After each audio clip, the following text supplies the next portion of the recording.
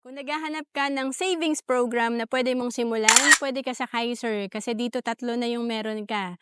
Meron ka ditong healthcare, life insurance at investment.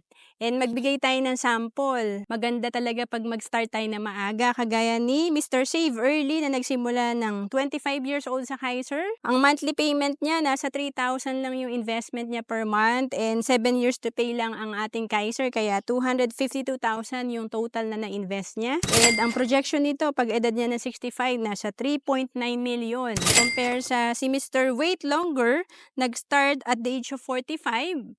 Mas malaki yung binabayaran niya. Nag-i-invest siya ng 6,000 per month para makahabol sa Mr. Save Early. Total na binayaran niya for 7 years, 504,000. Ang projected fund nito pag edad niya ng 65 ay 1.1 million. So ang laki ng difference, 3.9 million, 1.2 million.